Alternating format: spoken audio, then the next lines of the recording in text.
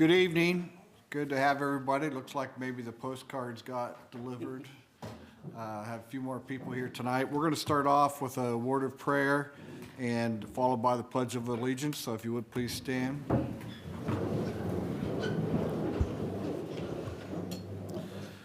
Heavenly Father, we just want to thank you for our community. Thank you for the citizens who make up this wonderful area. And Lord, we just ask you to please be with us tonight, that we might make the best decisions possible, not only for today, but for our future.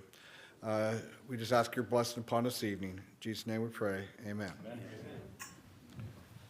I pledge allegiance to the flag of the United States of America and to the republic for which it stands, one nation, under God, indivisible, with liberty and justice for all.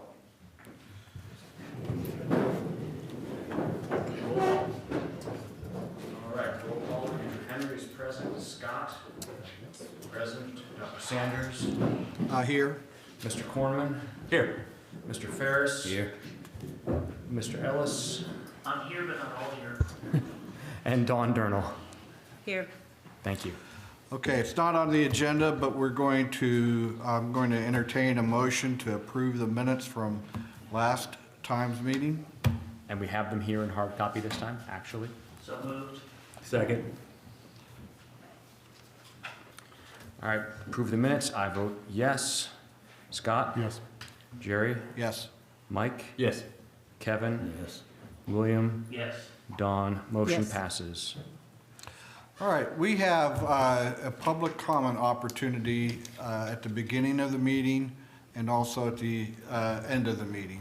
So at this time, is there anybody in the audience who would like to come up and speak? If so, please come up to the podium and sign your name and share with us whatever your thoughts are tonight. Anybody? Yes, sir.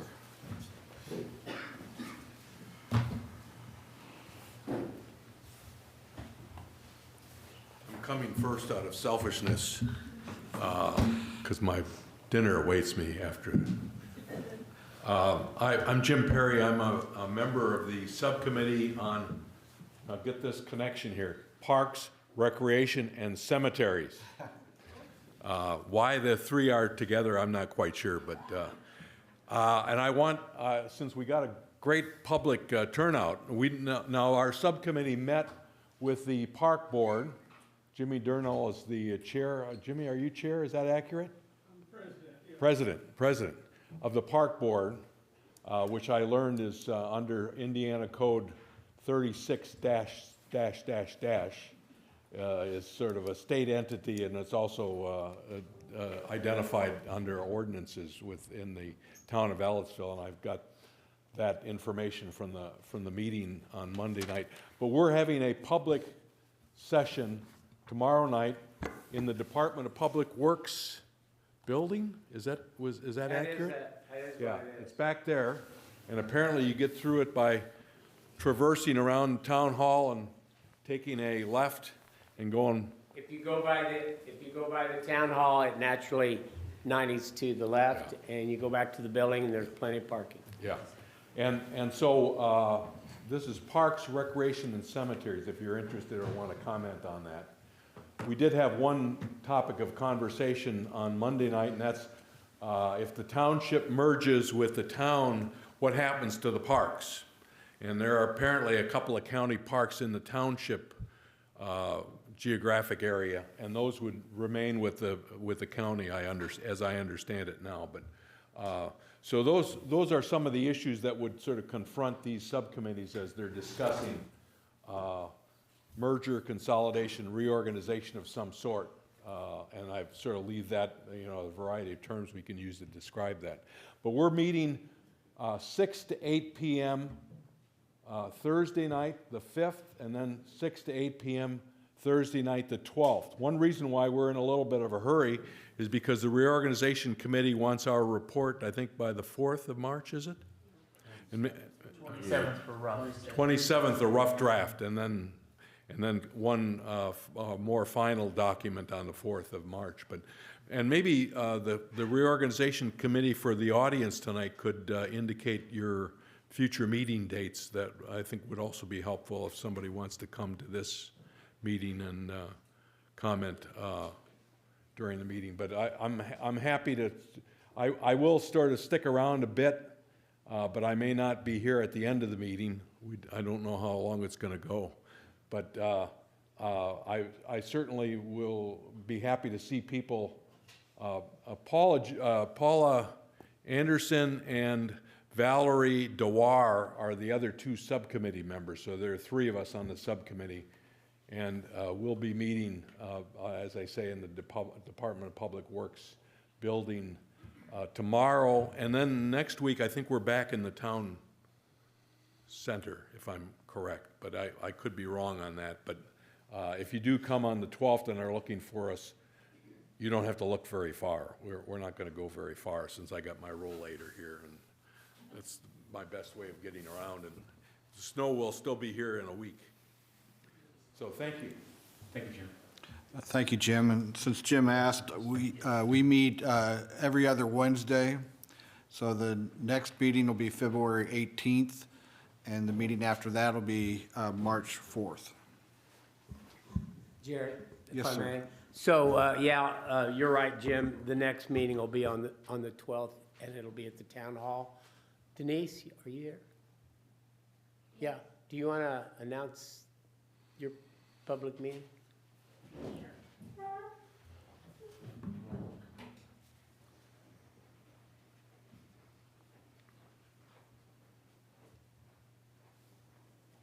Good evening.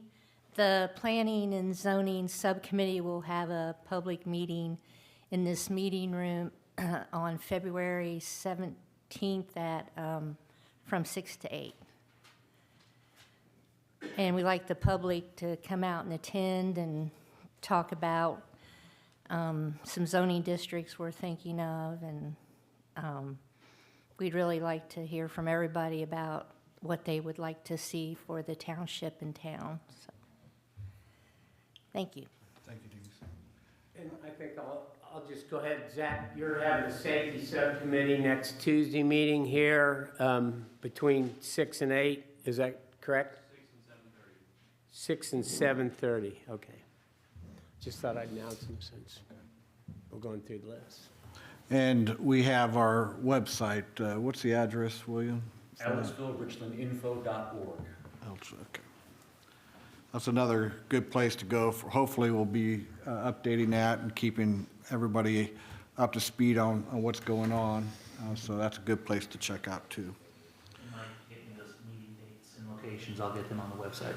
Okay, yeah, I think they are putting them on there, but I'll send them to you as well. Okay. Okay. Okay. Like I said, there'll be public comment at the end if anybody is still thinking about coming forward. So the first item that we're going to address tonight is to review quotes from Banning Engineering in Shelton to provide maps for election districts. Who's presenting that? Did you want So to? you have two proposals in front of you. One is from Banning Engineering to prepare election district maps. Their proposal is for $19,400, and then you have a second estimate from Shelton Specialties to provide, I think he said 5 council districts, and his estimate is $6,500.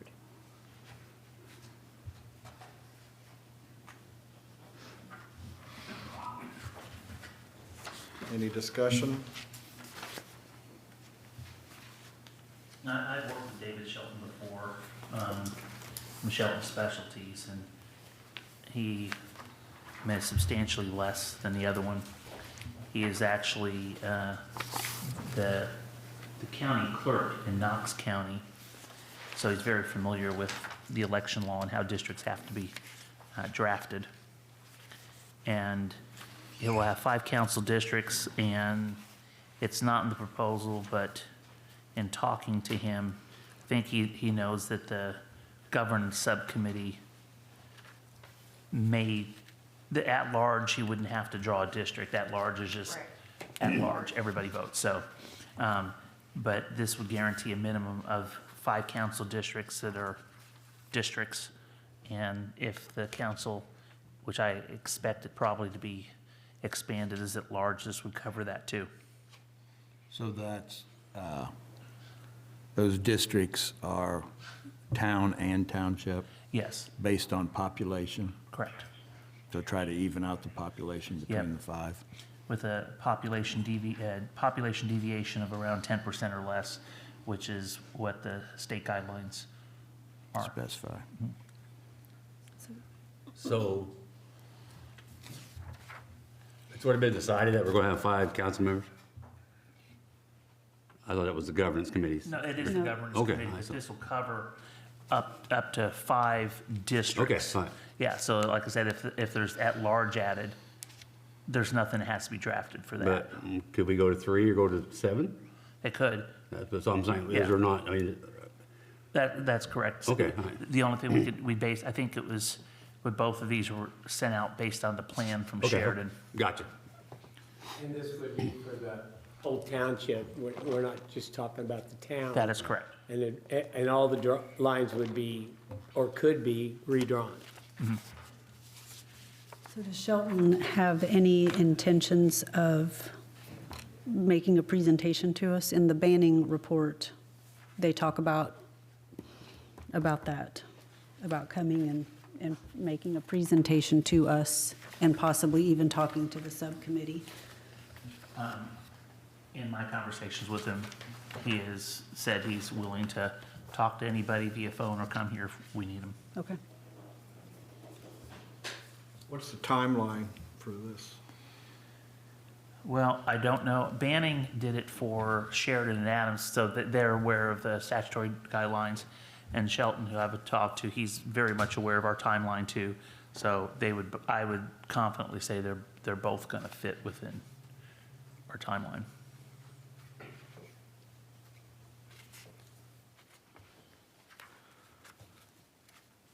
Well, 6,500 sounds a lot better than 19,400.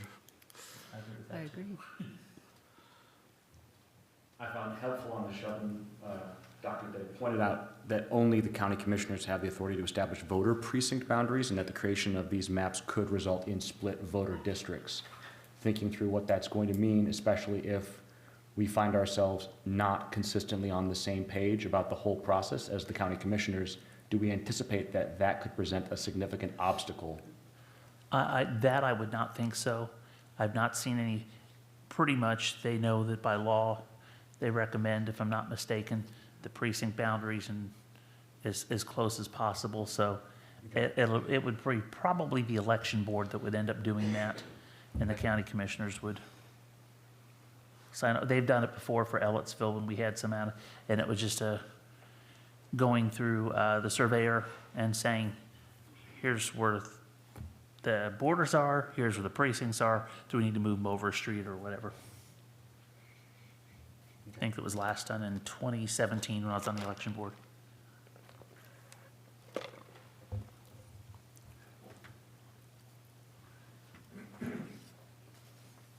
Obviously, price-wise, I prefer the Shelton quote dramatically. Not having the timeline spelled out in the quote and not having a written commitment to appear here and give a presentation, those are both elements that I would want to have in writing in the contract. I agree. Well, did you want to delay this a week and we can have him add that onto there? Or do you want to just go with the other contract? Or do you want to go with this contract and have him amend it? Yeah, I Can we mean, say, we say that we go with this one as long as he agrees to those terms? okay, yeah. Yep, subject to, yep. Does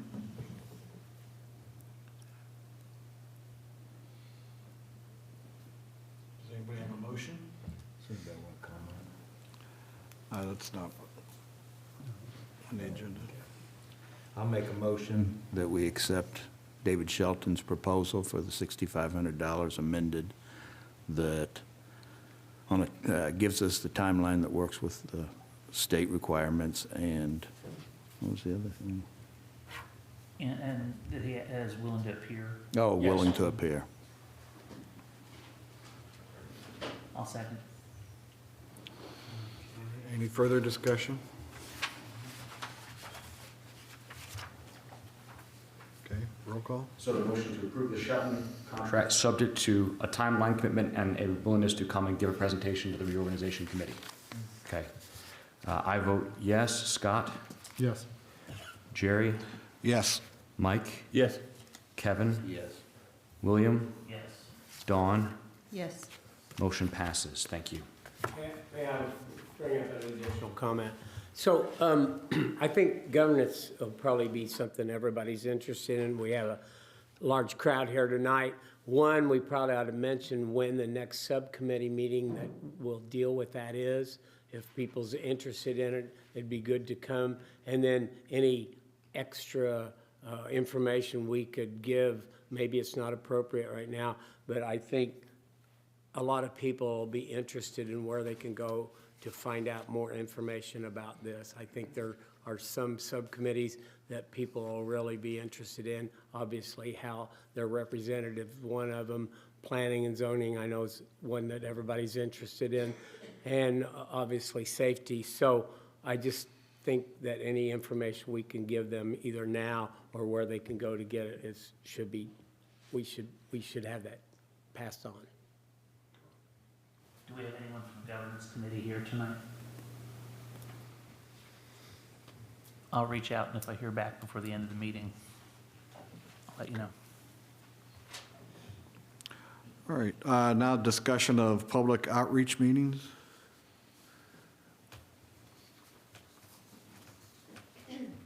I don't know who, I put that on the agenda as a suggestion. Maybe the board would consider having outreach meetings in different areas of the township. So I just thought that would be a good topic for discussion. I thought it would be a good topic for discussion to think about having outreach meetings in different areas of the township. would this be after the plan's developed as we get closer to November, or for input now? Whatever the board thinks would be appropriate. In Either Sharon's or, documents, both. They specifically said, meet with everybody you can as early and as often as possible in any context you can, in the Right. living room, at a fire station, wherever. Coffee shop. Whether it's 2 or 200 people. Yep. And I'd like to think we're committed to doing that. I will definitely commit to doing that, and I've said, and I'll say again, I'll be knocking on doors, going to people, I mean, not with this weather, but when it gets a little bit warmer. I don't think people even want to open their doors for people with this weather. But my contact information, William Ellis, is on the websites, on the town website. Anytime you want me to speak to yourself or a group or meet you for a cup of coffee, I'm very much willing to do that. I feel the exact same way. Especially hearing the feedback, hearing what you guys think. But any questions that you would have or concerns, or, but mostly to hear what you folks think. Yep. Maybe that's something that should be put on our website, is that, you know, if you have a small Book a group or, meeting. you know, Yep. you book a meeting. Well, should we try to schedule some times and locations and publicize that? Well, I mean, we mentioned on the 17th, the planning and zoning, that is a public meeting where input is going to be asked, you know, or we're going to ask the public to come and tell us what they're thinking, or what they might be worried about, or what they'd like to change. Yes, ma'am. My name is Kathy Weller, and I live in Richland Township.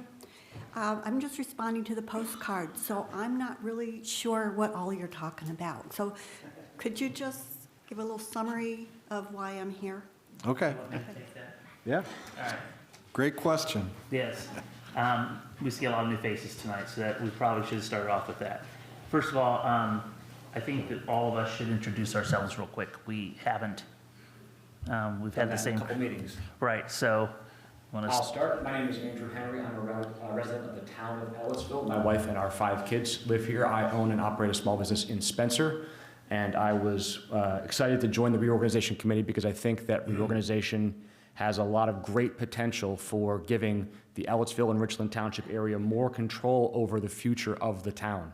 So that's why I'm volunteering my time to be here. Good evening. I'm Scott Reynolds. I and my wife are residents of the township, a few miles outside of Ellettsville.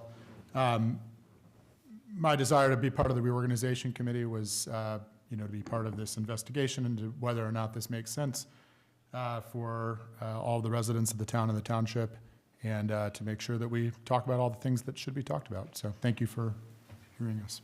Yeah. Jerry Sanders, I'm superintendent of Edgewood Schools. I'm also a resident of Ellettsville since 2019, so not that long. But in the time that I've lived here, I've really come to love Ellettsville and want to see a bright future for our community. My name is Mike Kornman. I'm a lifelong resident of Ellettsville.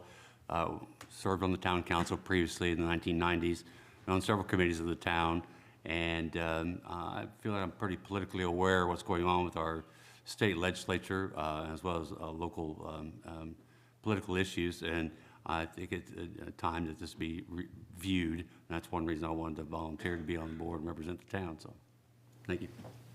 My name's Kevin Ferris. I've been here since 1998, and I'm a small business owner.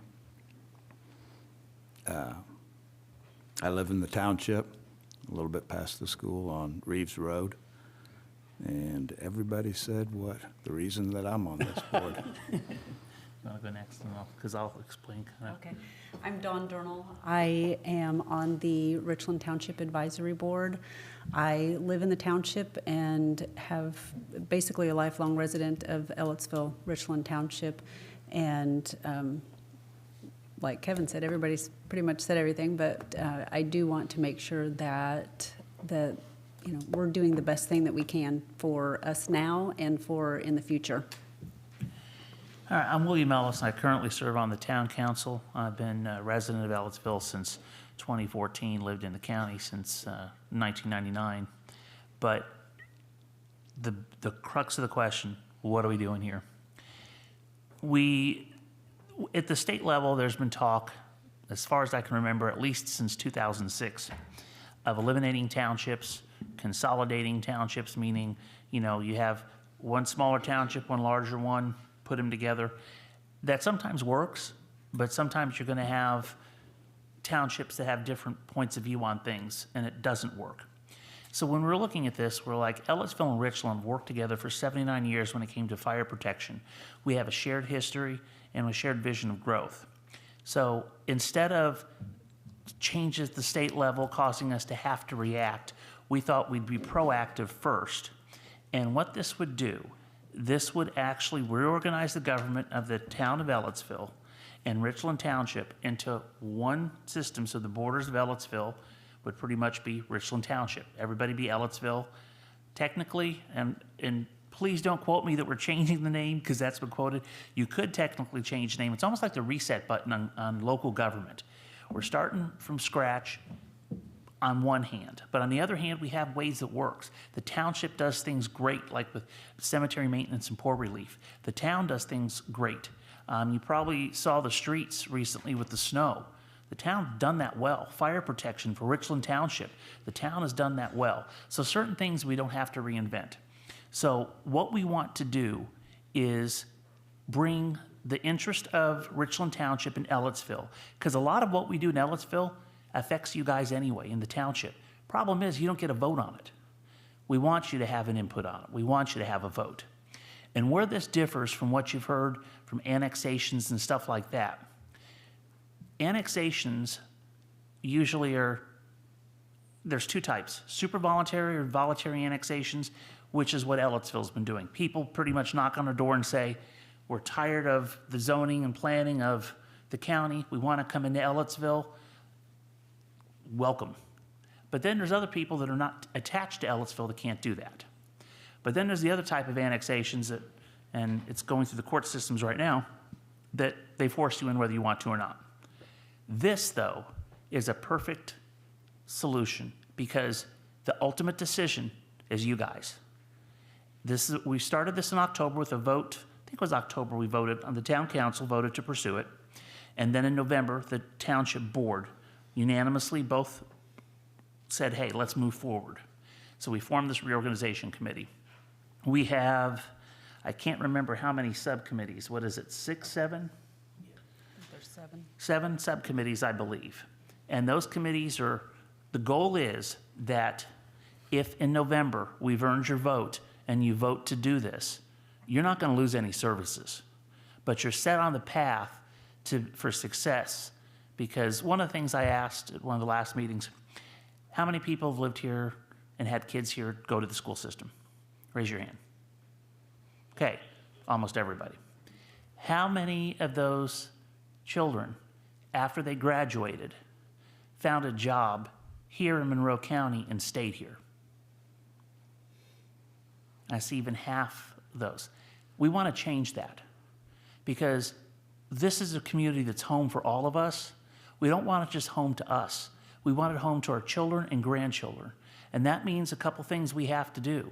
We have to provide the growth to offer good jobs. We have to provide responsible growth so it doesn't overwhelm our infrastructure. And more importantly, we have to get the people directly involved. And this is the most direct governance you can have. So I hope that answers your question, kind of what we're doing. And I'll try to give it to why. I think we all have kind of a different focus as to why, but it all ends up in the same place. And so if there's questions, concerns, we want to hear them. What we don't want is January 1st, this to go through and us to say, whoops, we didn't think about that. We have a plan that we're working on from the town of Sheridan and Adams Township up in Hamilton County. They did this successfully in 2024. They did a phenomenal detailed plan on how they did it. So instead of, reinventing the wheel, we followed something that's worked. And people on this board went up there and talked to them extensively. I've talked to them, and they are extremely happy. What was it they said, Dawn? They wish they would have done it earlier? Something like that? The trustee said that she wished that she would have done it 2 years earlier when the board came to her, the town council, and asked. Yeah. So we want to give you an option, more control here. So if you have a problem, have a concern, you come to Ellettsville. No matter what, your zip code won't change. Your zip code No, won't that's- change. that's a big thing for people, And your so. mailing address will not change. That is a postal thing, and it's already, we have in the town of Ellettsville, a Bloomington address, Gosport addresses, and Ellettsville. Spencer. And Spencer. So that'll still stay as confusing as it is now. Something else that will not change, William mentioned that you won't lose any services. No services are going to be forced on you either. So there will be different tax rates for the town and the rural people. Those of us in the township that are not in town, we still are not going to get brush pickup. We're not going to get, whatever, is offered to the residents within the current town that we don't currently have. Those are not going to be forced on us. They probably are not even going to be offered. You won't lose any No, services you will not either. lose any services. And another important thing about the process, this committee is working to put together a plan that we don't get to pass. We just get to give it to the Ellettsville Town Council and the Richland Township Board, and both those bodies, independently of each other, have to approve it, and only after that does it go on the ballot for a public referendum for all the voters across the entire considered area in November. So it's a multi-stage process where the subcommittees now are doing all the research and discussion to figure out the implications for parks, for cemeteries, for roads and streets, for safety, for all the different services. We, as a committee, compile all those reports and come up with a comprehensive plan that then the township and the town, which are going to balance their own interests, both have to approve, and then everybody gets to vote. It goes to the state, and the state has to say this is a good plan also, and it'll work. When you talk about checks and balances, there's a lot of them, but ultimately the best checks and balances, you guys. and that's where it'll end up and be decided. I've annexed several pieces of property that were in the county to the town of Ellettsville. I could do that because of boundary, boundaries touching Ellettsville already, and addresses never changed. The only thing, the reason that I did it, and on several different occasions, I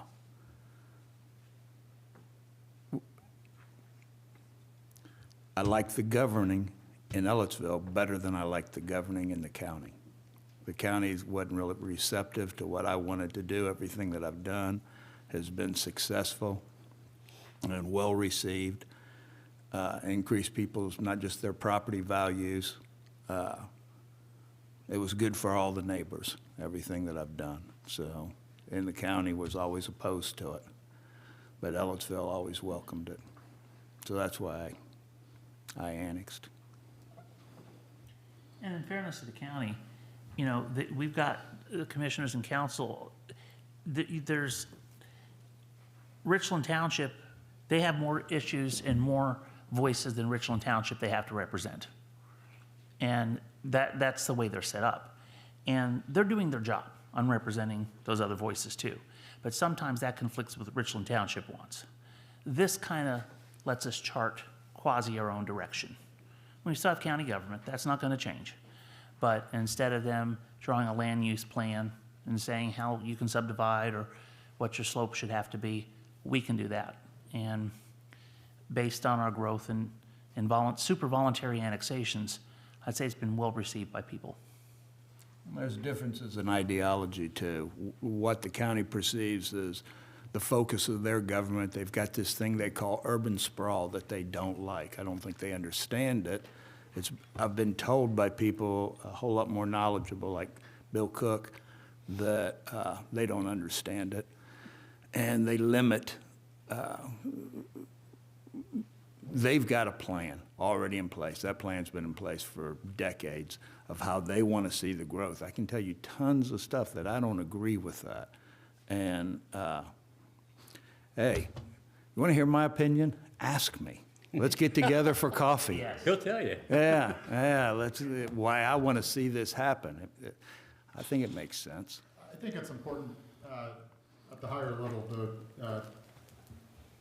to recognize too that while people on this committee may have perspectives on the advisability of this reorganization, that ultimately this committee is not, the job isn't to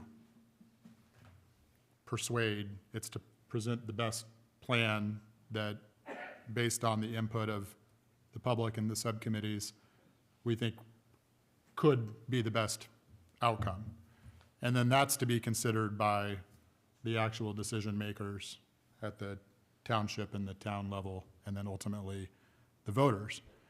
And so a lot of these details are still to be worked out by these subcommittees, the meetings that you've heard about, ultimately by us integrating these things together with the assistance of council. But I think it's very important to ask a lot of questions and ask the hard, difficult questions. I mean, I'm a resident of the township, not the town. And I think it's also important that we understand kind of where things would change. I think it's already been sort of implicit in the comments that have been made, but in the township, a lot of these decisions that would be, subject to the authority of a reorganized township, combination, are these decisions are made at the county level, things like planning and zoning. And so that would obviously, that kind of authority would move largely to this reorganized political entity. But the changes for the township are potentially much more dramatic than the changes for the town. And so I do think it's important that everybody have the opportunity to ask the difficult questions and get the answers.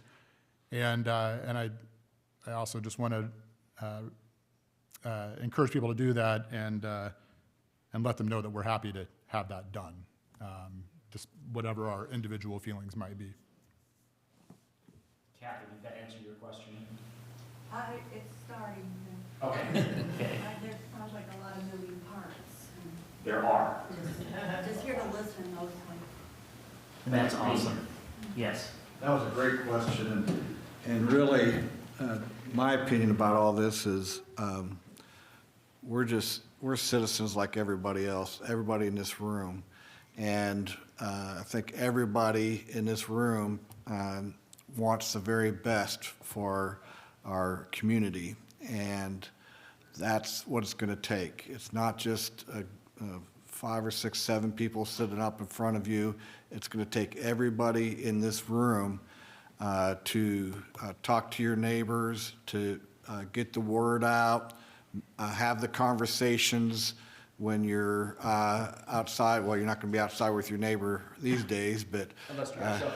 yeah, but bring your shovel. you know, when you're at church or with some friends, having conversations, and those conversations.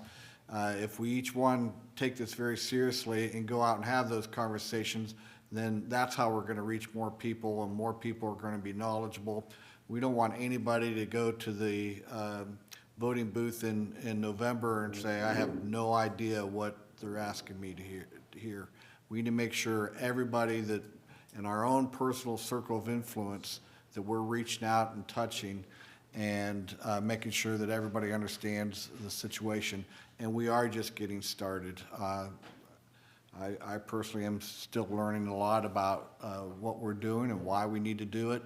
And so this is probably the hardest part of all this in terms of formulating our plan and getting our input and knowing what our community wants and developing that plan and having those conversations. This is probably the hardest part. But if we do our work now, then when it comes November, it'll be an easy vote for us, I think.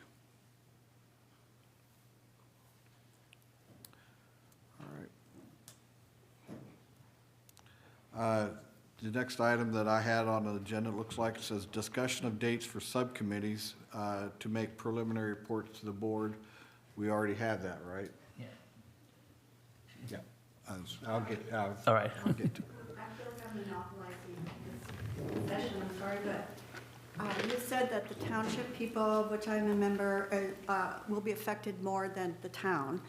Can you just give some examples, and also how, you mentioned the county would still have some oversight? So can you just give some examples of the county versus the township versus the town, what things would be different? Well, for one thing, the township is a lot bigger than the town, not just area-wise, but also population-wise. There's about 7. The populations are almost the same. New discovery. We found out the world's round too. It's 8,500 for the township and approximately 7,000 for the town. So it's come down from 17 to 12,000 to, I'm not talking about that. But we're using the most up-to-date But census. those are the good numbers. okay. So never mind. Yes, sir. My name's Dennis Pence, and I've lived in the city most of my adult life. I guess my question before you is to combine the township and the city. Is this a power struggle to keep the county from coming in and taking over fire departments and police departments? And I know you say the services will stay the same, but it seems like this is a little bit of a power struggle to make us stronger to prevent the county from fighting us on, it's like they want to take us over as well. Is that something you're saying, or is this just my? You mind if I take that? Everyone's looking at William. I think you've hit the nail on the head. The county, and there's members of the county that work great with us, but when it comes to policy, this is where we have friction. Since 2017, 2018, every resident in the town of Ellettsville has been paying a food and beverage tax of 1% on their food. Yes. We don't see a dime of that. And I the know county went up and fought against us getting the law changed last year at the State House. So that was a clear indication they don't want us to have what they think is their money. They did let us say that if we wanted to pass our own additional food and beverage tax, we could. That was so gracious of them. Then, this year, the commissioners have made an intent, the same night that we had our first reorganization meeting, they decided to have a meeting, same date and time, for a fire district meeting. And what that would do, I mean, they didn't make a decision on this, but they talked, it was advertised that they were going to bring town of Ellettsville and Richland Township into the fire district. First of all, Just Richland Township. no, it said Ellettsville on the The advertising. notice actually said it. Yes. Even though they can't do that. Right, but- they legally can't do Ellettsville. But that tells you the mindset. They think that they can. But then, when we bring this up, that we're wanting to chart our own course. We have a 79-year history between Richland Township and Ellettsville providing fire protection. They are finding a solution to a problem that does not exist. Yes. And here's what that would mean to taxpayers if this does not happen and the fire district goes in. In Bean Blossom right now, the remonstrance, from what I understand, was 80% against it. They said, tough, we're doing it anyway. And so we know that's not going to work if the fire district comes in. But if I'm not mistaken, and I could be a little off on these numbers, the tax rate for Bean Blossom, I think, was going to be 29 cents per $100 increased for people for their fire protection. Granted, they are getting better than what they have now. They're getting the place staffed 24/7. They're getting the equipment modernized.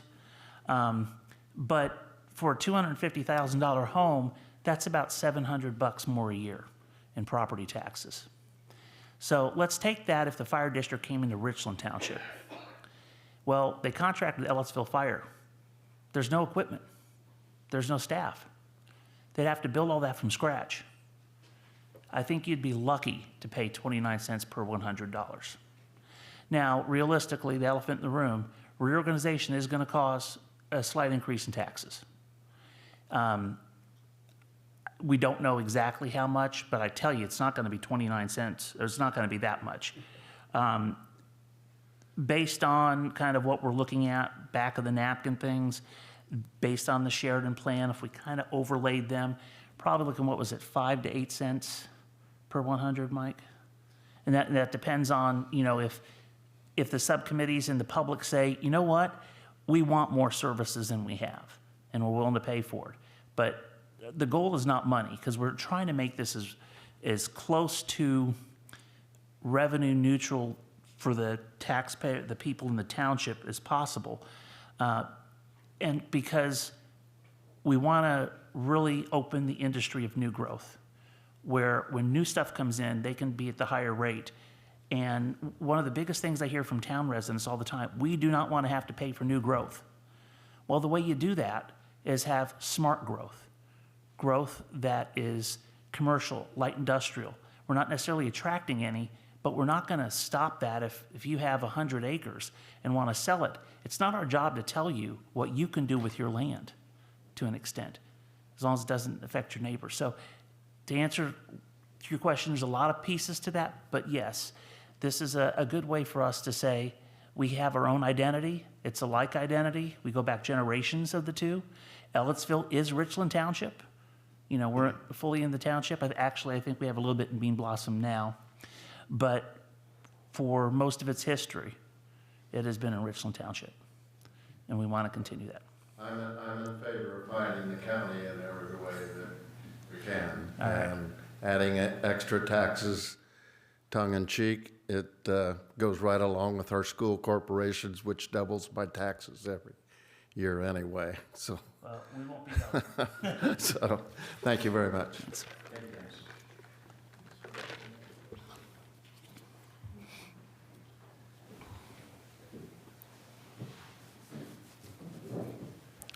Okay, these are great questions, and for me, actually, this is maybe the best meeting we've had because of your questions. Are there any other questions or comments?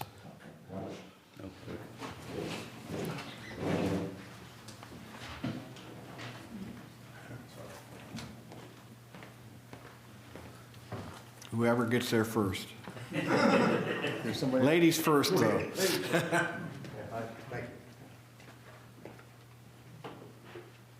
I'm Linda Buckland. I've lived for 38 years out on Ridge Road. I have a Spencer mailing address. My utilities all come from Spencer. The only services I get are fire protection, and thank you for that, and the county maintains and plows the roads. Those are the only services I've got. There's nothing that the township is providing me otherwise. But now that you're talking about development, I want to hear some definitions, because I'm up there on the hill, and I hear everything that goes on down on that Keehee property. Their backup alarms, their ventilators, the trucks moving around, because it all carries up the hill. So if you're talking about development, what are you doing to the quality of life for those of us that moved out there for the peace and quiet, and the fact that we don't have a lot of noise and traffic and all the things that come with development? I mean, honestly, I'm on the alternate route between Bloomington and Spencer. And when 46 is shut down and they have to reroute the traffic, it's all right by my front door. And 2 years ago, I had a guy lose control on that road, and he went in between my retaining wall and the front of my house. 2 degrees different, he would have been in my house. Now, I haven't been able to get the county to rebank the road, and I don't think anybody's going to take on that expense. So I'm still not going to get the services that I need to fix it, because the Chevron signs there on the road telling people about the curve just get taken down every couple of years because somebody plows through them. So I really want you to stop and think about defining your terms so we know exactly what you're talking about, because when you say development, it means something entirely different to me than it may be to you, because you're hearing dollar signs and I'm seeing loss of quality of life. And no, I completely agree with you. And I think that's one of the reasons that it's important to be part of the town, because we made a decision with Keehee that's affecting people in the township that you didn't get a vote on. You didn't get anybody to talk to about it.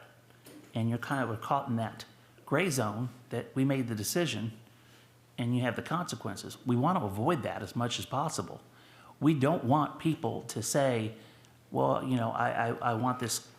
We don't want you to look out your window and see nothing but homes and shopping centers or anything like that. When we talk about development, that will be driven by what wants to come here and by the public. Well, the problem here, though, is to date, your communication with those of us out in the township has been abysmal. I saw a brief notice by somebody complaining on Facebook several weeks ago, and then I got the card today. There has been no direct communication with any of us who are voters out in the township on the pros and cons of this, on the implications, on the unintended consequences. And that's all the stuff I want to hear before I'm going to go ahead with this, because it just looks to me like it's going to make it a whole lot worse out by us. And it's still going to be a tax increase, and it doesn't matter if it's a few pennies on the $100, because it's a tax increase for something we're not getting any benefits from. So, you know, right now, I'm not hearing anything that's making me want to vote for this. We're not asking for your vote tonight or make a decision. But that's what I'm saying, is I am not getting the communications that's going to change my mind. So you guys really need to up your game on notifying us of what you're doing, why you're doing, when you're doing it. Because you've been at this since October, and this is the first public meeting I've learned about? No. We started discussing it and had the first formal vote for the town council in October. You started working on this in October, and the first official notification I got that any of this is going on is that card that came this week. That's 4 months. 4 months, and some of this stuff that you're doing already sounds like you're working on it. Okay, this is what we're going to go through with, and it wasn't prefaced by saying this is a plan and a proposal. It was like we're taking contracts for electoral districts. Excuse me, what? That, yes, the governance committee has to draw a plan. That, this here is not for, the electoral districts is, the governance committee is going to have to say, how are we going to reorganize the township in voting? So they have to have a professional do that. That's But what. there was no buildup, there was no explanation, there was no preparatory work. That, you guys all know what's going on. We do not know. When you hit me with, you're debating between a $17,000 contract and a $9,600 or whatever the numbers were, and then the URL or whatever it was for the website went by so fast, I couldn't even write it down. There's no display telling me where the information is. You're not getting the word out to those of us that need to know. This committee was formed at the end of December. So we have not been working on this since October. We have had a few meetings up to this point, and we had to get approval for funds to send that postcard out. So we are trying to spin that up. The website has only been up for 2 weeks because we had to get funding and then find a developer who could build it in under a month for us. So we're trying to get a bunch of things that don't have momentum going. I appreciate your frustration. And unfortunately, with the lack of local newspapers, it's just a shame that we don't have the Journal anymore. But unfortunately, the biggest way that we've had to promote this so far is just on Facebook and social media, which I realize is pitiful. But without a newspaper, there's really nothing else that we could do until we got There the are funds local approved. radio stations that'll do PSAs. And that, well, I don't know that this, They do PSAs, because I've worked for nonprofits, and they'll carry government PSAs too. Yeah, I first heard about this process through the Herald Times at the end of last year, and I've been somewhat disappointed by the fact that they haven't continued to cover this. The B Square Bulletin is another local news source that made an initial comment about it but has not continued to cover it. So I would encourage everybody to reach out to those organizations and any others that you feel like should be providing coverage of this and encourage them to pay attention and make sure that this information is getting reported. Because I don't think it's, I mean, I just wanted to say to the person who was just here speaking, who sat down, that I live on Ratliff Road, and so I have many of the same concerns when it comes to development. And so I think the only way that we get the answers on the table is to make sure that we do have as much attention on this as possible. So please do encourage media and others to attend and report. We definitely appreciate the feedback. I'd add, we've ordered yard signs and we're working on a billboard and some other communication devices too. But up until the Reorganization Committee formed and we had a lead on what we should do, we hadn't gone there yet. So the communications, up your game, I wrote it down. I agree with that, and that's what we're doing. Yes, sir. Hi. Yeah, I'm Phil Shanoff. Wife and I, we've lived here for about 45 years now, so a couple, 3 kids growing up and went to high school, through high school here. This lady that was here before me asked a lot of hard questions. You know, I think it's kind of an ambitious plan. I'm a skeptic, but I try to be open with these kind of things. And the thing that I think about is that we were talking about services, you know, and I heard what Dawn said about I think it was Dawn, that what's in place is in place, and as far as township-wise versus what's in place town-wise, that'll remain the same. I guess the thing that I worry a little bit about is redundancies occurring. And what I mean by that is, you know, Monroe County, they do a good job with our roads. I'm in the township. I can't fuss. There's times that, but on balance, they do a very good job. And I guess what I'm trying to say is I'd kind of hate to see something like that, a service that you already have. You don't want to lose that by virtue of this thing. You know, there's got to be some kind of a cooperation where you can use, the county provides a fair amount of services. I mean, you don't think about it, but you know, there's soil and water, there's surveying. I mean, I'm talking about in-house, different things like that. You know, and mapping programs. But they do things. So I would just, advise or suggest that you think about and try to, kind of a little bit of a tiff going on, but try to see if that can't get corrected. Because, it is the township. There's a PLSS township and there's a civil township. And I got the Senate Bill 270 and I took a look at it here, and I'm not sure if this is really what you're referring to, because they talk about attaching one township to another township, and one's dominant and one's not. But if Sheridan's already done it, and it's been through state law, it's been approved through state law? Okay.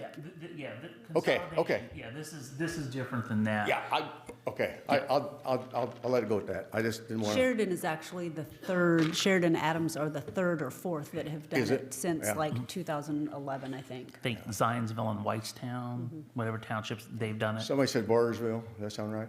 I think so. That's anecdotal. I don't know either. Right, yeah. And when I talked to people from Whitestown at one of the conventions, it was all before their time. So I didn't have any information, but they said they don't notice any problems, but they may not have a good idea of what was before. But no, you bring up great. Well, Great I points. just things that came to mind, and I'll probably have more later, but I just wanted to say those things. And we definitely, Yeah. I can tell you Keep The- your antennas out. I wish our county council was, I wish our commissioners were as cooperative and worked with us like the county council. It's a difference. And keep in mind, if this doesn't go through, you're going to have a change to fire protection. You're going to have a major change and a major cost. They've already telegraphed that. That's something I was not aware of at all. I mean, I knew that Ellettsville provides fire protection beyond the meets and bounds of Right. Ellettsville. I know that.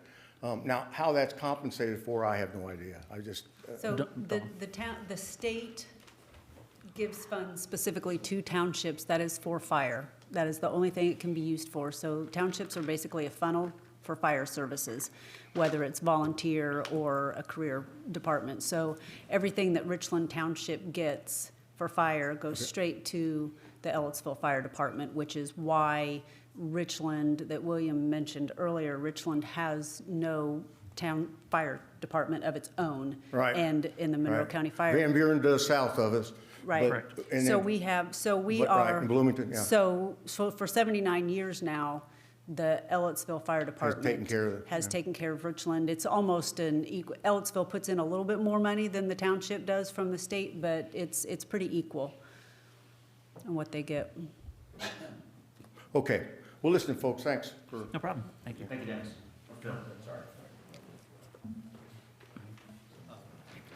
Doug Turnipseed, lived here for many, many, many years. And I've got some concerns, and I'll just voice those because I know this is extremely early in the planning stages, so I acknowledge that. But I've had some concerns with development and growth, which was brought up earlier. You're expanding into a bigger organization, and before I will vote yes on this, when that time comes, if it comes, I want to know for sure what the financial part of this is going to be. If you're going to expand the police department and other services, or provide expanded services which are already low on funds, I don't believe, and I'm sorry, that a 5 or 8 cents increase in tax is going to cover that. The other things that I've had happen, and I've been in here a couple, 3 times in the past, is the voluntary annexations. They're voluntary because the rules aren't as strict as the county. And that has good effects and it has bad effects.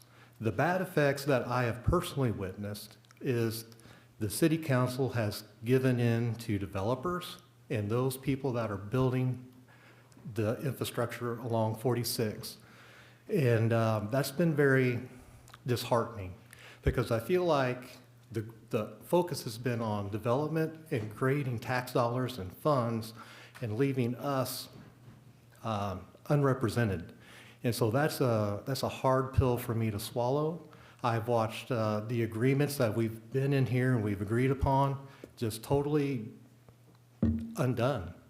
And so that's been a little disheartening. So when you tell me that you want to develop, you want to grow, and you want to provide the financial base, I mean, I really want to see a good plan, because what I don't want to see is more development happen and 46 get more difficult to navigate without there being an alternative way to get in and out of neighborhoods and on 46 in a manner that is safe. So these are the things that I definitely want to see, but I want some assurances that once we agree to this, that we're just not going to let some stuff go because a developer or somebody with financial interest gets what they want because they don't want to do what we agreed upon originally. So those are my concerns. I will, as a member of the town council, if you don't want to publicly, but please let me know if there's something we have committed to that's changed. I need to know about that, because I'm not aware of anything like that, but those are things we need to hear. And are you in the township right now or town? I'm in the township, but I'm surrounded by town. Right, so So, this would help you in a sense have more direct representation too, because you're going to be electing a representative from your district instead of, all at large, or not. Or you don't even get a vote on stuff we do that's next to you that could impact you. This would help with that. But yes, all those things you mentioned, before that plan is voted on by the council or the township, we've got to know that too, because what we don't want to do is having, January 1 say, oh, we didn't think about this, or we have to go back to the drawing board. We get one shot at it. yeah. And to back her, this lady before me is concerned, are you guys going to define what you mean by growth and development? I mean, I would really like to know that, because it affects me, because I have to Right. turn out on 46 every single day. You ought to get involved with the planning and developing Subcommittee. subcommittee. Yeah, come to that meeting. When's that next meeting? The 17th? Yeah, I understand that, but my question is that going to be well-defined before the vote? That's my comment. Well, and I will question. say our UDO currently for the town well defines those things. I can speak for myself. When I say growth, the biggest thing I hear from residents in the town right now, because that's who I represent, is their taxes are too high. They're tired of the taxes going up. And right now we have kind of an imbalance of more residential, which takes more resources and puts more taxes, more stress on infrastructure, than we do things like light industrial and commercial.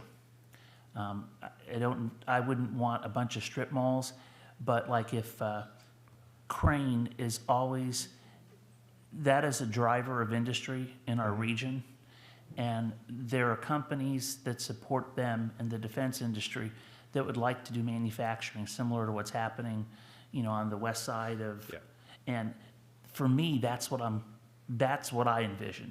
Our UDO, and when they'll be figuring out for the township, what we don't want to do, if you want to keep your area agriculture, we're not going to force you to change.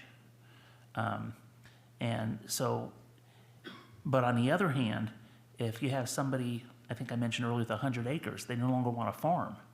Is it fair to tell them they can't sell it to someone that doesn't want to develop that into an industry that's going to bring jobs to the area, that's going to bring tax relief with the tax revenue? Because, I mean, we could get $2 billion in new revenue.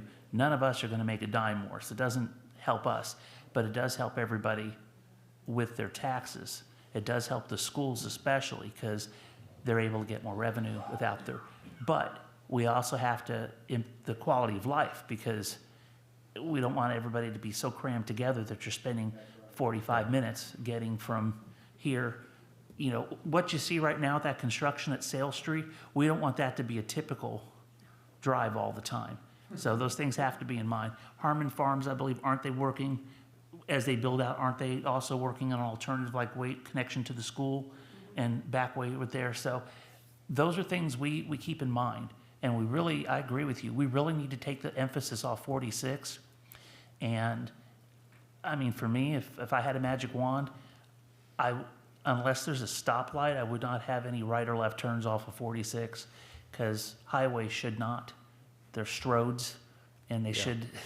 No, I agree. I don't want to see any more stoplights, but at the same time, I want to make sure. Yeah, not a ton of them, but I'm saying Yeah. that spotlight with frontage roads, those are things that I envision, and some of that's been worked into the UDO, and Yeah. that's what he's talking about. I think ultimately, we can talk about the things that we might like to see or not like to see, but for better or for worse, it often comes down to what does the law actually say. And so I think that these are really good questions. You know, what's the relationship between the town's Unified Development Ordinance and the Envision Ellettsville plan and the like, and how will that expand or be applied to the township? I don't think that we can't really say right now because, but I will also be at the Planning and Zoning Subcommittee because I'm, as a citizen, apart from being on this committee, very keenly interested in those discussions. So I would definitely, if you're able to, I would try to attend and make sure that those questions are raised. Okay, thanks. I just wanted to make that comment because I won't vote yes unless I know and I'm comfortable with it. I would not So, expect you to. And Scott, one thing I kind of like to brag on you a little bit. I hope it shows that we're not just trying to get people to rubber stamp. You've been concerned about growth in Ellettsville. So we want that voice. So we have somebody on our subcommittee. And I'm glad. Quick recommendation from me, there's actually an interesting book called Strong Towns by Charles Marone that I read last year, and I recommend it. It gave me a bunch more information and thoughtfulness about how towns can preserve their character and also responsibly support their financial obligations over time. And there's a lot in there about neighborhoods and growth and infrastructure. I own a small business. I run a small light manufacturing company. I've been really glad to be able to create jobs in this area. We went from 4 employees to close to 30 over the past 5 years, which I think is cool. But I also don't want to see completely unrestricted, no rules, Wild West, pave that, build that, do whatever. Right. Because that will destroy or degrade the quality of life in our area. To both of the speakers who have asked us to give a precise definition of what we mean by growth, that's hard to do in advance. It's largely going to be building a flexible and responsive but still constrained approach that can look at the available opportunities for growth that wants to happen here. Companies that want to start here, local small businesses that want to begin here and grow here. And so we could probably pick some things we don't want to see, but we're also trying to give ourselves a direction that we want without putting the whole area in a straitjacket. And there's tension there. It is going to be, parts of it are going to be ambiguous, and we don't know for sure what opportunities will be available 5 years from now. I would rather have the residents of this area have more direct elected representation overseeing that 5 years from now than have our hands partially tied by other things that we don't have a direct say in. So I trust the residents of Richland and Ellettsville to make better decisions about growth for Richland and Ellettsville than a more general purpose, one-size-fits-all approach for all of Monroe County. Does that make sense? And Andrew, by the way, some heads probably exploded from the town council that's listening, because I've been beating this drum about stronger towns for 3 years now, and I thought I was the only one that read the book. No, you recommended it to me, and I read it. I did? Yeah. Okay. See, I've recommended it to so many people, I think you're the only one that's read it. I actually I listened to it on Audible while I was driving up and down 46 to and from work. Was I right? Isn't that an amazing way? Very helpful. Yes. Recommend it. Strong Towns by Charles Marone Jr. Okay, we're going to come back to one more time before we end tonight to see if anybody else has a public comment. But does anybody on the board up here have a matter they would like to bring for discussion? Well, do we want to hear from any subcommittee people that are here? I thought we already did that, but the previous meetings? And Linda, you had asked earlier about the website. I said it very quickly earlier, and I apologize. It is Ellettsville, richlandinfo.org. Okay. Nope, all one word, Ellettsville, richlandinfo.org. And that's where we're posting documents, we're posting video links to these previous meetings, we're posting announcements about upcoming meetings, and anything that we can think of that will be useful, we're trying to put it all up there so that you don't have to have a social media account, you don't have to notice a billboard, and you don't have to wait. Everything's gonna be going up there on an ongoing basis. Say that again. Ellettsville, Richland Info, all one word, .org. Thank you. That's on the postcards. Yes. Yes, ma'am. So my name is Liz Feidel, and I just happen to be on county council, so I'm happy to hear that you're not angry at everybody. No. So I hear a lot of conversation for some time now about the Sheridan plan, but I don't see anything anywhere that tells me or shows me what the Sheridan plan is. Is there a way to provide that information on your website, or how would people find out what you have learned about them or what they are willing to share with you that could be shared? I will double check. I thought that was on the website he gave, but isn't it on the town website too, Mike? It's on the town's website. Okay. I looked on the Richland info one you just Okay, reiterated, and I didn't see it there. Okay, I will make sure within the next day or two it's Okay. on there, because that is crucial to give kind of everybody kind of a broad idea, especially Yeah. for you being the fiscal body of the county, to kind of Yes. know where that fits in with everything. So, Yes. no, I think we discussed at the last meeting that needed to go on there, and Yes, it's not yet in our links and resources section. okay. Yeah, We'll so get if it there. that could be on there, I think that would be helpful, because it must surely give the rest of us some idea what you're thinking about, right? Based Yeah. on what they've already done. And does the Sheraton plan or the Sheraton community, whoever they are, Mm-hmm. do they have anything, or did you find out any resources about feedback from people that live there, what they're thinking about it, or does this plan talk about that? When they voted on it, it was overwhelming. It was an overwhelming yes, that the people of the town and the township voted yes for it. Over 70%. Yeah. And Over so is 80%. there any current feedback about what they're experiencing now that you could share, or they could share about what they're experiencing now as well? Because their plan is in action, right? Right. So if we had some current feedback on what it is people are experiencing now, I think that would be useful, right? Because they're living it now, right? We only met, the few of us that went up there met with just the former trustee who's now an employee of the town, and the town council president and their PR guy. And so we haven't actually, at least I haven't anyway, talked to any actual just citizens to see, what their thoughts on that were. Do you know if the town, Sheridan, I'm sorry, I'm focusing on this, but I like information, right? So if they have taken maybe a survey of what the people think about it now that's in place, I think that would be useful if there's something like that. I'll reach out. Okay. I do know they were lucky they have put some flexibility in the plan, because what's kind of interesting is they had, one of the reasons that they did this was to get more direct control too from the city of Carmel and the county wanting to overexpand and put, high density housing in the area. So it's kind of a little bit opposite in that aspect. But the people there wanted more control because you had an outside entity making these decisions for them, and they didn't. So that was one reason the township overwhelmingly voted for them. But when I say about the flexibility, originally they had contracted or had memorandums of understanding with the county to continue doing the roads and things like that. But I guess that as soon as it passed, then that all changed. But luckily they were able to pivot. And the original plan with the suggestion was to eventually build out their Department of Public Works to cover the whole township, in stages, and the county would take less and less.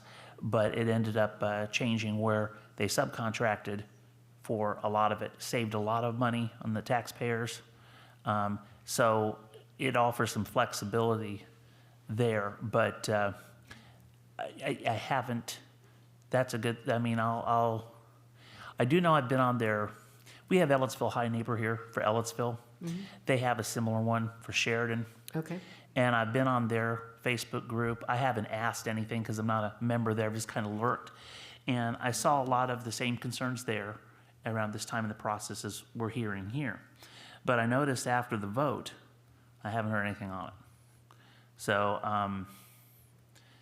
and there's nothing recent. Doesn't mean there's no concerns. It just means it's not there. But I will reach out to the town council president and see if they've done some surveys or even public comment. Because if you're getting more people involved, which this obviously is, if something's wrong with it, chances are within the first couple months, you're going to hear about it pretty quick, even if they voted yes. So I will reach out. I'll commit to that. So speaking of different, what's wrong or whatever, I thought I heard tonight, the Richland Township population was very similar, I thought, to the Ellettsville town population. But from numbers I've seen before in different reports, public reports, don't indicate that to me. So I'm wondering what the real numbers are for population. Mike, do you want to for speak to that? Richland and Ellettsville.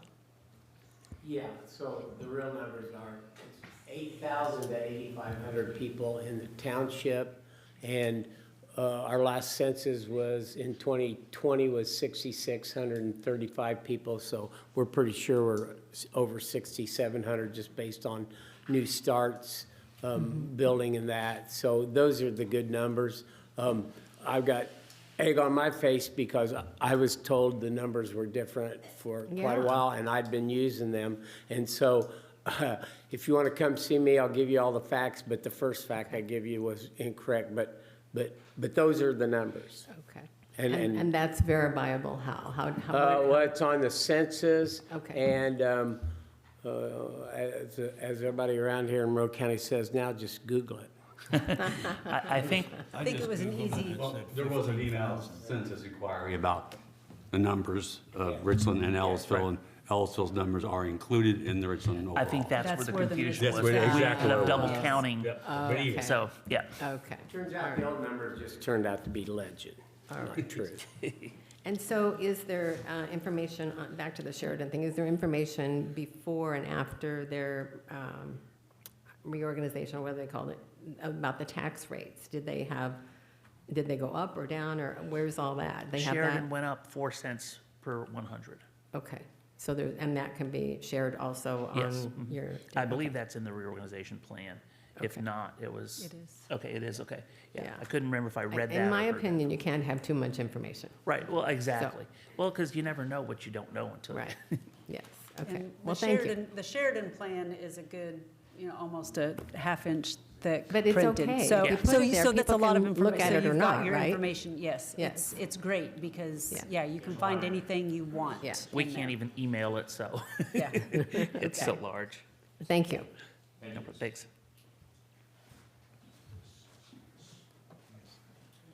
So this is probably a good time to say, so for anybody that doesn't know, I'm the town manager and your utilities director. And Michael Farmer. I should have said somebody else's. So sometimes people want information immediately. These meetings are fine and they go from one week to the next. And so we've made an offer when this all started to reach out by coming to anybody that has questions or sitting in a room like this and spending as much time as I need to with anybody to tell them how we operate now. We have a pretty good we have a pretty good idea of what will happen if we don't reorganize, so that's worth sharing. And so whether it's the county council or individuals, the reorganization committee, I will spend as much time as I can explaining the best I can of what we think's going to go on. I can talk about how we look at economic development now as a town as opposed to a reorganized town. And I won't have all the answers, and I might even have a couple wrong answers, but I would spend an inordinate amount of time with anybody. This I carry with me all the time. It's a map of the township. If you lay that out between two different people, and I'm there, pretty soon you're talking about a lot of things, and you go pretty much in depth on what could happen here, what may happen here, and the plans that the town has now. Whether they meld with what the reorganization plan is in the future, I can't say that. I won't speak for that, but I would spend an inordinate amount of time talking to anybody because it's very important, very, very important. And so you can reach me by calling the utilities office or the clerk's office. I'd give you my cell phone number, but I'm not going to. Also, on the website, the email direct contact information for each member of this committee is listed, and you are welcome to contact any of us at any time with any questions you have. We had discussed earlier the idea of public outreach meetings, and that kind of tapered off when we moved on. I would be very interested to hear from those of you who took the time to come out this evening, what kinds of public outreach meetings, if any, where and when would you see value in those? I see a couple heads nodding. I mean, obviously, we meet on Wednesday evenings. Wednesday evenings aren't conducive for attendance for everyone's schedule. Some people have other things going on, and I want to make sure that anybody who wants to know more about it has the opportunity to ask questions in real time. That's very valuable. I'm happy to make time to meet with people, to come to an organization or come just, I will have fewer answers than Mike, but I will write down all of your questions because I want to know. Anybody have suggestions for where we could have outreach meetings? If you want to just form neighborhood, meet at somebody's house. That's how Sheridan did a ton of that. Of course, Lions Club and all the different community organizations, churches. Something to think about. Yeah, don't have to do it this week, but we are interested in doing that. I'm interested in doing that. So if you'd like me to come sit down and talk with you, I'd be happy to. My email is on the website. And you also should mention podcasts. So we have a YouTube channel that's being run by Dawn Durnall from Richland Township. We're going to be recording some videos answering frequently asked questions and discussing them in a shorter, more concise format than having to find it in an hour-and-a-half long CATS video from a public meeting like this.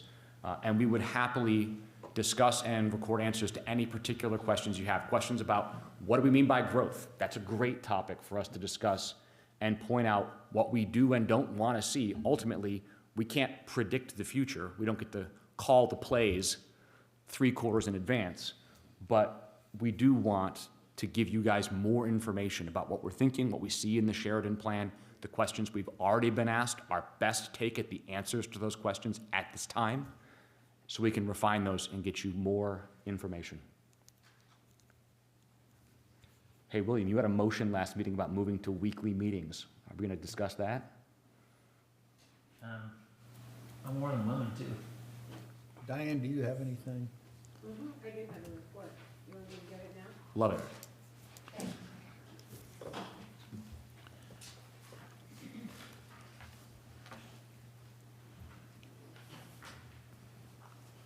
I was told to stand further away from the microphone.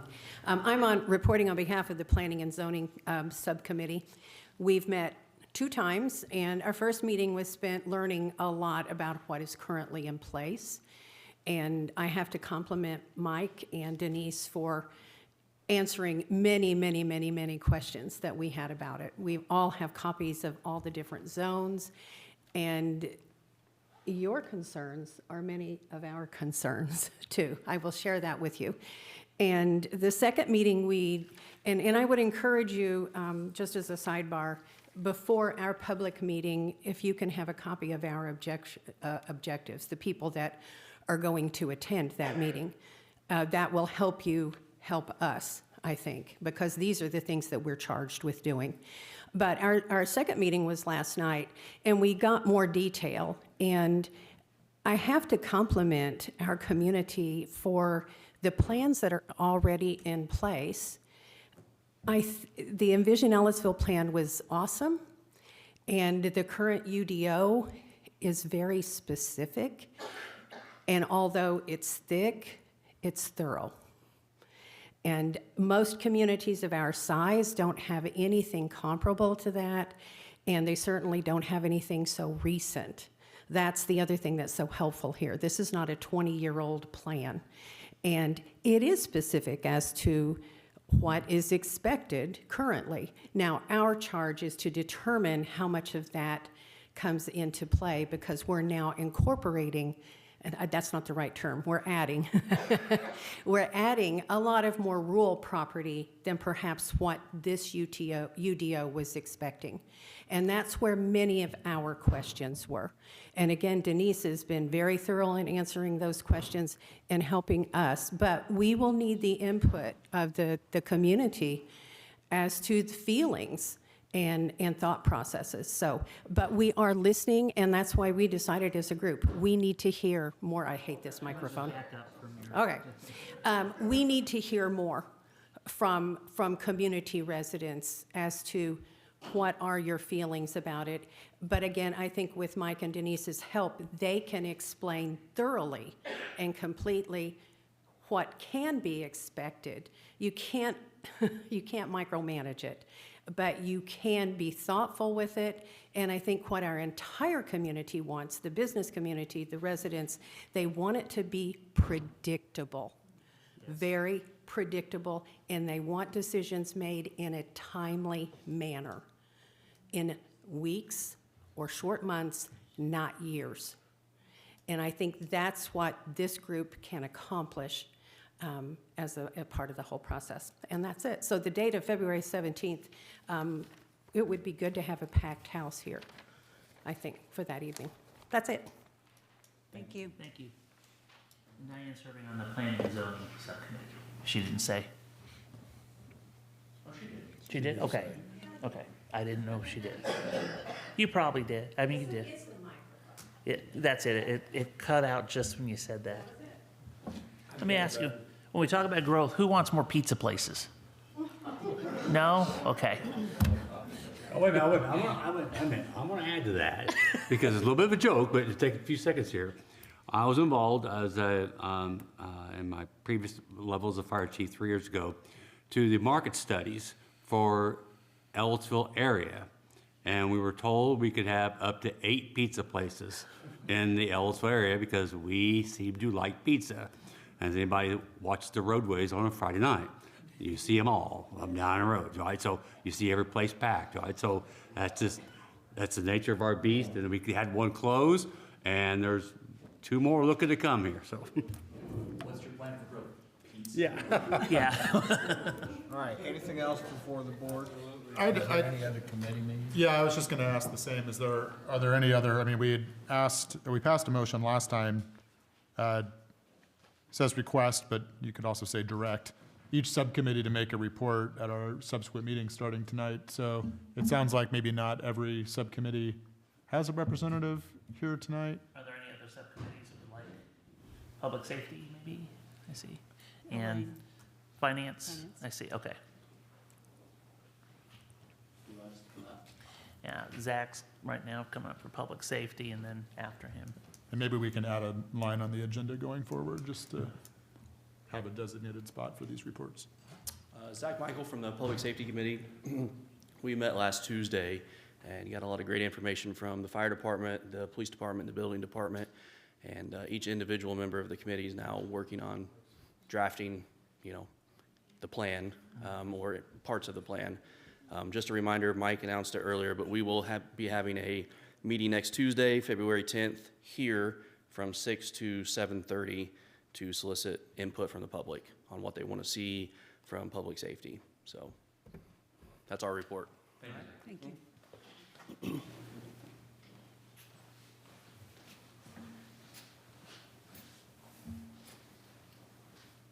I'm Elaine Thompson, and I'm on the Finance Committee.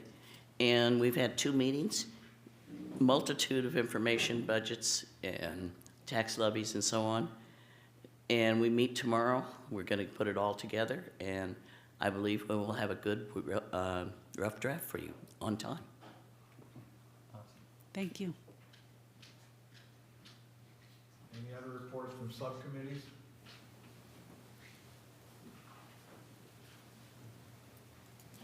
Mike, do you have anything on the water, sewer, and wastewater? I don't. I think somebody that's on the committee's here. Terry, you here? Yeah, Terry's here. He represents BBP Water. And of course, I represent the utilities in Ellettsville, but we have not had a meeting yet. As I've said before, fortunately, we talk amongst ourselves anyway, and their boards have long-range planning in place. Currently, Ellettsville is going through a long-range planning for sewer to the west. And, you know, our water system, we have long-range planning, and we're probably 75% through it based on what we thought in 1998. And so we're kind of set. At some point, we should meet to reconfirm how we'll work together. Terry and I have had some discussions about how BBP Water and Ellettsville Water, we border each other. And as the town moves to the west, there'll be a time when the town will be interested in some kind of economic development project or a housing project that will involve how we go about our business, and yet we'll have to work with BBP Water for fire protection, making sure they have good water supply for fire protection, and a lot of times economic development's dependent on utilities and infrastructure already being in place. So that process was ongoing before this started. So I don't know who's in charge of the utility subcommittee, but we actually have been working on this years before now. And so I think we're in pretty good shape. I don't know what the expectations are for the utilities, but like I said, you know, we have contracts right now working on our infrastructure plans for 5, 10, and 20 years moving west. And we have in place an infrastructure study for the whole town as it is now, so. If that answers your question. We had brought up earlier about, you had mentioned about my motion last week about meeting weekly. Are you thinking we need to revisit that? How does the rest of the committee feel about it? I'm really grateful to see all you here. I'm really encouraged to have a larger turnout at the meeting. I know that there were some folks, partly because of the snow, some deliveries got delayed, some mailboxes weren't as accessible. Not everybody got their postcard as soon as we hoped. So I got some my people, postcard today. Some people only had a few days or a single day of notice from the postcard about this meeting. Of course, the postcard says that the next meeting will be 2 weeks from Yeah. today, so I'm not. Yeah, I'm just throwing that out Oh, there. yeah, I'm you're not saying- certain yes, that- okay. The postcard wouldn't give them warning if we added a Right. meeting next week. Right. That's true. Unless we had a better way of getting that word out.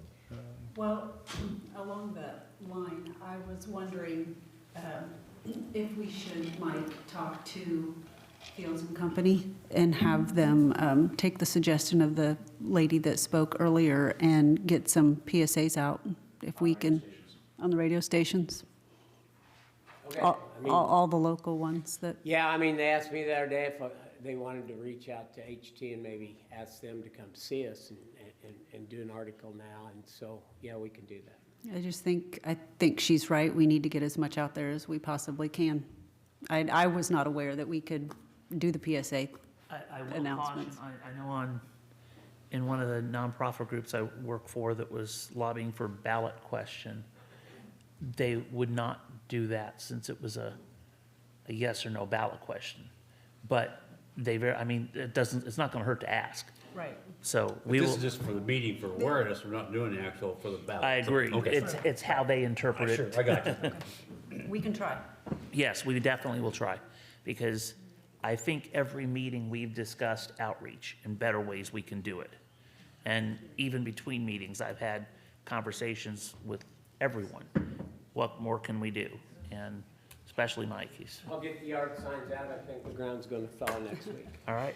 So then back to our question that I didn't really mean to take away from, but about meeting weekly. Okay, I'd point out, if you do go to every week, we may have a couple conflicts with the fire territory meetings. So if you had a meeting at 6, it'd have to have a hard stop at 7. And so, The next I think the meetings would be at 7, so it'd be like a 6:50 hard stop. Yeah, okay, well, Yeah. so just, and you have a plan, I think you have some subcommittee meetings on Wednesday too. I'm trying to look them up. So if you's going to go to every week, based on what Scott says, maybe it's good to plan to have them starting in March. And that'll get you away. And even in March, we have 2 dates for the fire territory meetings. One's on the 11th and the 11th 25th. and 25th, right? Yeah. Yes. So those would be hard stops, but there's nothing wrong with that. Here's a suggestion for the board. If we go to weekly meetings, that the weeks that are not every 2 weeks that the postcards say, that's when we do kind of what I'd say our organizational business. Okay. We get the report from the subcommittees. We can make sure there's certain ones there. We can have more time with that. Some public comment if public shows up. But then on the 2-week meeting, kind of keep it almost the whole thing open for like we did tonight, to hear from the public. To receive information. Yeah, to receive information, because I don't think the public wants to, as an example of us discussing the contract, I mean, it still would be a public meeting, but those that want to know more about what are you talking about, or how is this going to impact me, this is more an administrative thing that won't really impact you, but what this is for will, and that would be a better time if we have a meeting just on those things, just a thought. And if we don't have any administrative things to do, then we don't need to meet that off week. To complicate the situation, I would say people will want to know when you're going to meet, and they want the information, but at the end of the day, if they want to get up and ask a question, and they want to hear this back and forth that's going on, what I call meat to what is going on, then they'll expect it every time, and they won't know which one's an admin meeting compared to. No, I just said we'll still talk to the public, Yeah. but since they weren't advertised on the postcards, we probably wouldn't have as much of the public. Just a thought, I mean, so that's. Touche. Well, I'm hard pressed to vote for doubling the number of minutes I have to prepare. Yeah, I'm not, I don't know. I mean, I'm happy to have other people push back. I'm not sure that a meeting a week from now will put us in a position of having a lot more information that we were able to share back, because I feel like there's a lot of work that's being done at the subcommittee level right now. I would rather people, members of the public, use that opportunity to go to those meetings where they're gonna have some direct input into the thinking of those subcommittees. And then once that reverts back to us, then we'll have more meetings I agree here. with that. I just want the public to know we're not afraid to do that. It's just, we don't want to waste your time, especially. Yeah, And- but everybody has such limited time. I mean, we're all busy, so I would just rather ask people to direct their energies toward those subcommittee meetings and giving their feedback. And those subcommittees would be wrapped by March 4th, so then if you wanted to go to a weekly meeting after that, and you could even. Because then we can say to people, this is what's your proposal for, let's just say, roads, as somebody brought up. We can say, this is what the subcommittee recommended. Yes, we will be able to actually answer questions as Right. opposed to just sort of We're still in the process. talking. Yeah. Anything else? No. Anybody else from the public?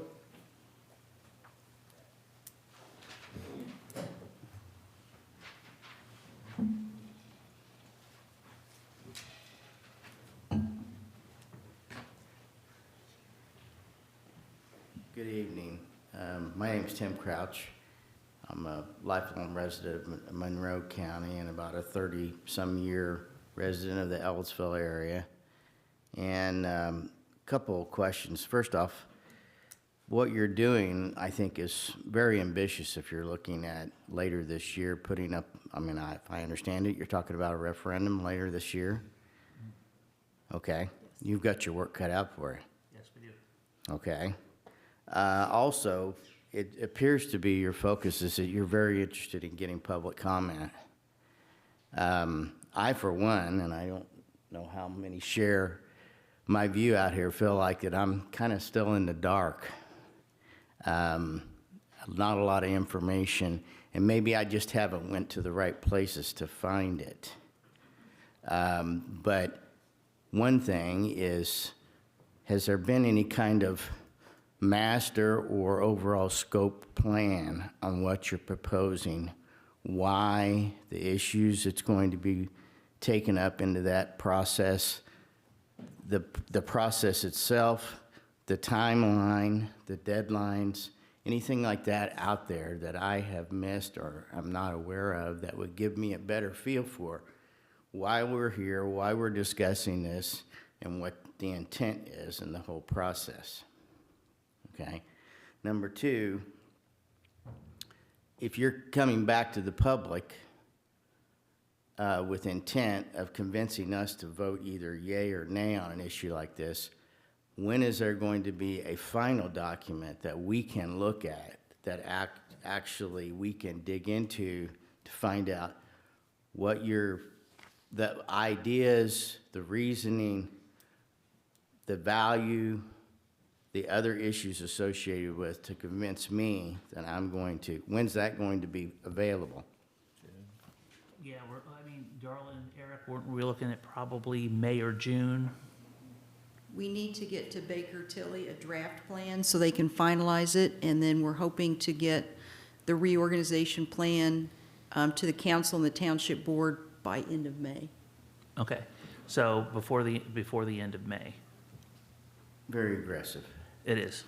That timeline is because there are state requirements we have to hit. Right. It's not the timeline we would have ideally picked for work of this scope. Well, yeah, okay, I understand that, but again, it's very aggressive, especially luckily- if you're convincing the citizenry that this is a good move, okay? Well, that's just when the plan would be available, and then you've got from then until November.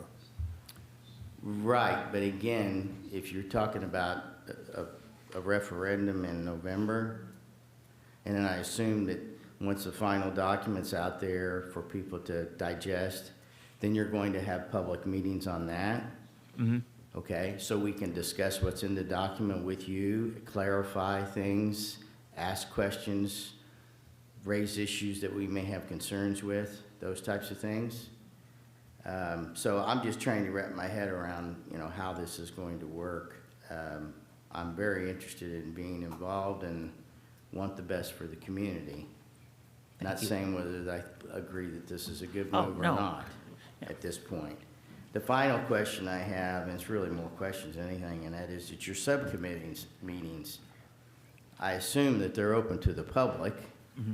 Are those posted with information indicating the topics that will be discussed in those subcommittee meetings at the time, so me as a citizen can show up with that, with questions and issues centered around what the subcommittee focus should be?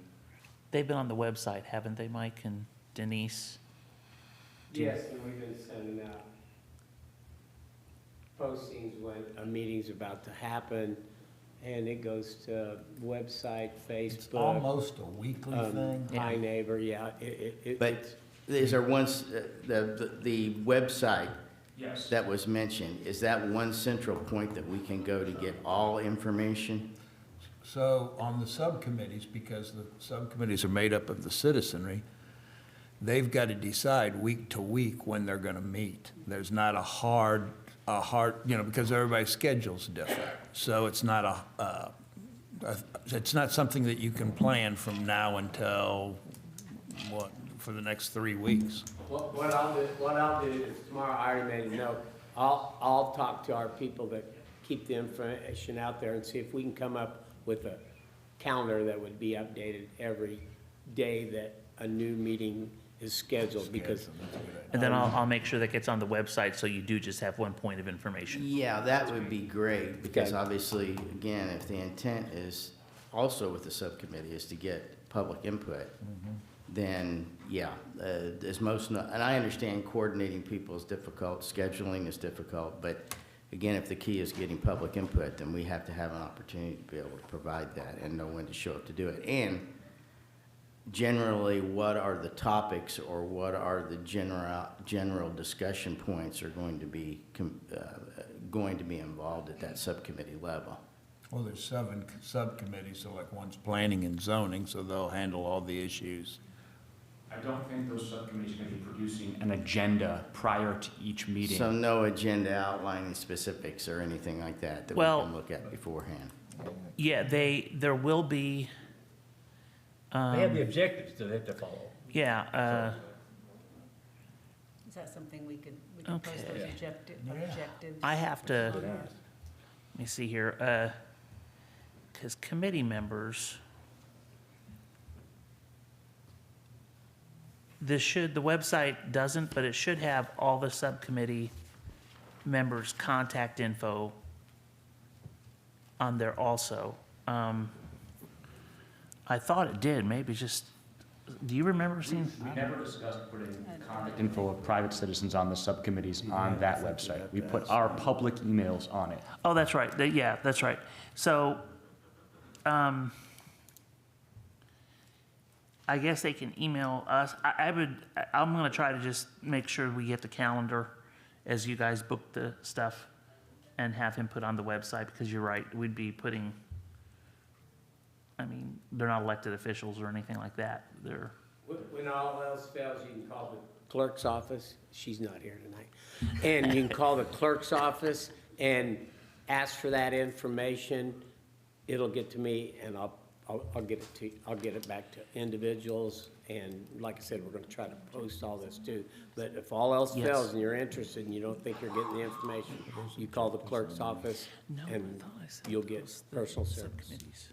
Okay, well, I would urge you to try to, as information is gathered and as the various groups interact, to try to put as much information out as you possibly can, if indeed you are indeed interested in public input.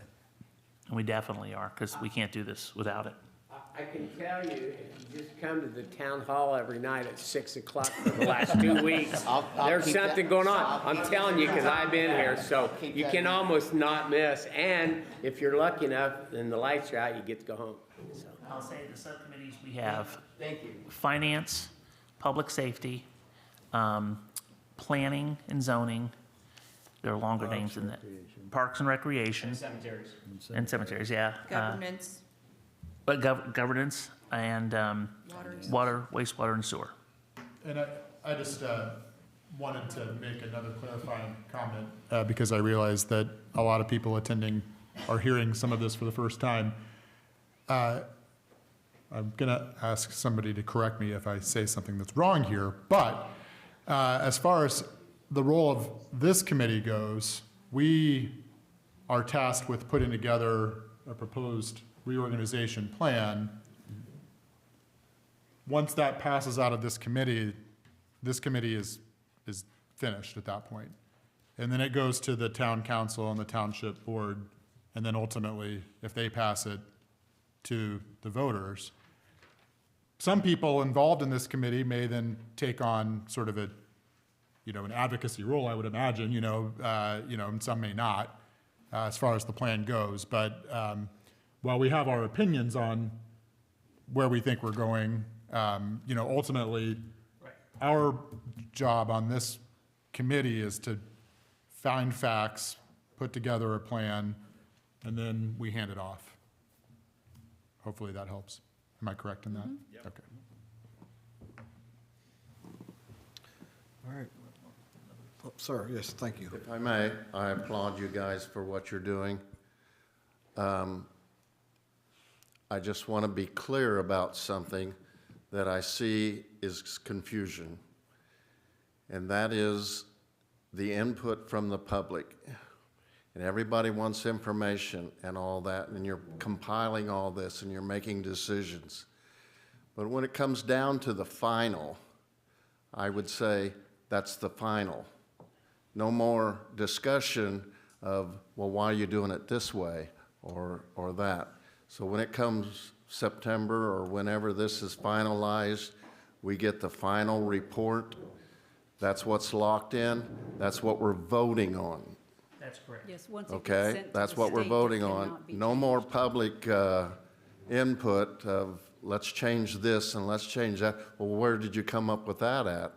You know, that's what these meetings, if you're having it every 2 weeks, we should be here, we should be commenting, we should be informed. If you guys will have prepared some things that will give us information, because we're all wanting information. This is all, it's new to me. I wasn't even aware of anything until I got a postcard.